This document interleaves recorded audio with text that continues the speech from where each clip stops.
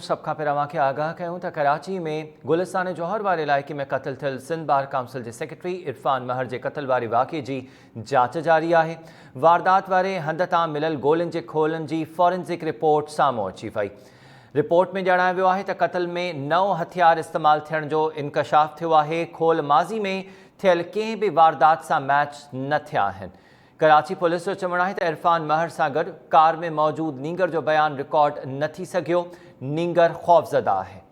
कराची में गुलिस्तान जौहर वारे इलाइक़े में क़त्ल थियल सिंध बार काउंसिल जे सेक्रेटरी इरफान महर जे क़त्ल वाक़े जी जांच जारी आहे।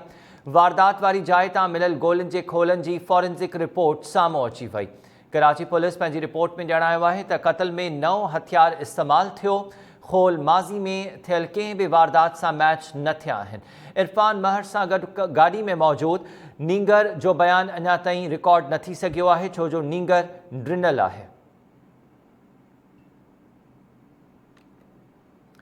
गुज़री गुलिस्तान जौहर वारे इलाइक़े में इरफान महर खे मोटरसाइकिल सवार हथियारबंदनि फायरिंग करे क़त्ल कयो। इन वाक़े जी जांच जारी आहे। तफ़सील मालूम कयूं था टाइम न्यूज़ जे रिपोर्टर हबीब जमाली खां। हबीब, आगाह कजो, इन वारदात में जेके खोल मिलिया उन्हनि गोलियुनि जी खोलनि जी फॉरेंसिक रिपोर्ट साम्हूं अची वई आहे। इहो मामिलो बि साम्हूं आयो त इहो हथियार पहिरियां कॾहिं कंहिं वारदात में इस्तेमालु नाहे थियो।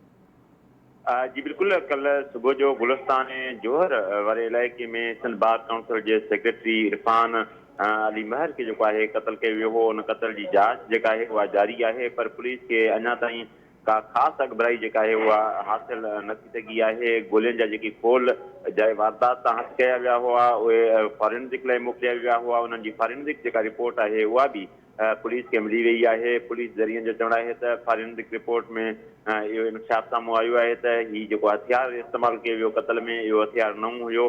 गोलियुनि जा खोल जेके आहिनि मादी में थियल कंहिं बि वारदात सां मैच न आहिनि थिया।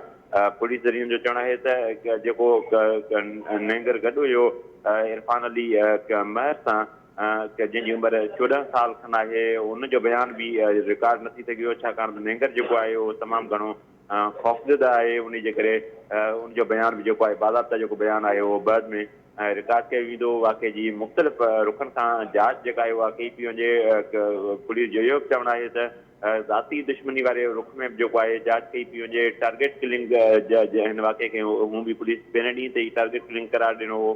पुलिस जो चवणु आहे त टारगेट किलिंग खां अलावा ज़ाती दुश्मनी वारे रुख में बि जेको आहे हिन मामले जी जांच आहे उहा कई पई वञे। हिन वाक़े जो केस जेको आहे उहो कल शाम जो ई शहर फैसल थाणे ते दाख़िल कयो वियो हो, जंहिंमें दहशतगर्दी जा कलम जेके आहिनि उहे शामिल कया विया। जी हबीब, जेको बाड़ो उन वक़्तु गाॾी में मौजूद हो उन बाबति ॿुधाए पियो वञे त उहो इंतिहाई खौफ़ज़दा आहे, ॾिनल आहे, इन करे हिन महिल ताईं उनजो अञा बयान रिकॉर्ड नाहे कयो वियो।